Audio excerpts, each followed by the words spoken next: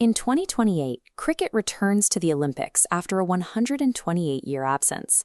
The sport evolved from a leisurely pastime into a hyperkinetic, highly engineered television spectacle. The last time Olympic medals were awarded for cricket, the year was 1900. Great Britain defeated a French team of British expats at the dusty Vincennes Velodrome, a cycling track on the outskirts of Paris. The Los Angeles Games will feature the modern T20 format.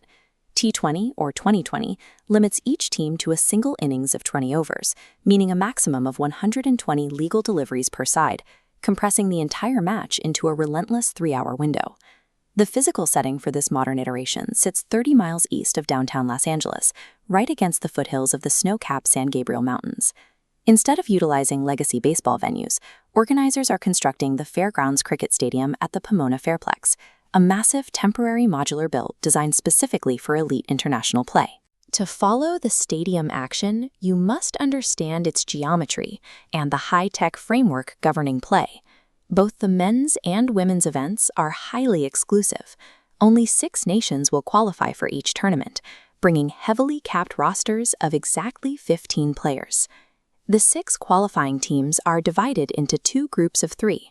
The tournament uses a crossover mechanic, where teams play opponents from the opposite group, compiling points into a single master table. The top 2 teams advance straight to the gold medal match. Because the pathway to the podium is mathematically rigid and incredibly short, a single dropped catch or an extra run scored off a wide delivery can entirely derail a nation's medal hopes. The heart of that tension lies right in the center of the field, on a closely mown rectangular strip of turf known as the pitch. The pitch measures 22 yards long and 10 feet wide.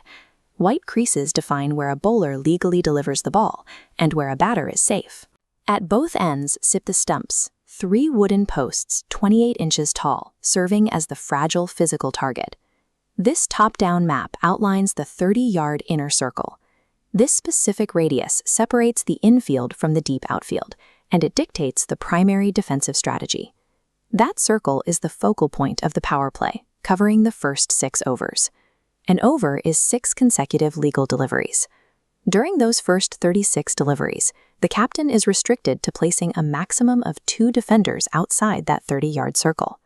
By forcing 9 players into the inner ring, the rules create vast tracts of undefended green space near the boundary rope. Batters are highly incentivized to take massive aerodynamic risks, launching the ball over the infield to score automatic boundaries.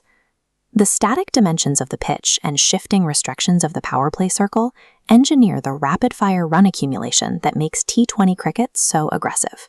The painted lines and spatial rules provide a structural canvas, but the actual gameplay unfolds as an intricate, high-speed chess match.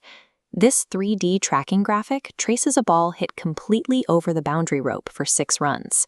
Broadcasters use an array of high-speed cameras to instantly calculate the distance, apex height, and launch velocity of these massive hits.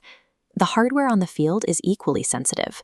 Modern LED stumps contain internal microprocessors that detect the exact millisecond a ball breaks the wicket, eliminating human error on close run-out decisions. The macro geometry of the field sets the stage, but the sport is ultimately decided by micro-level physics invisible to the naked eye. Elite play requires manipulating the aerodynamics of a spinning ball to deceive the batter, navigating 10 distinct methods of dismissal, and calculating LBW, or leg before wicket.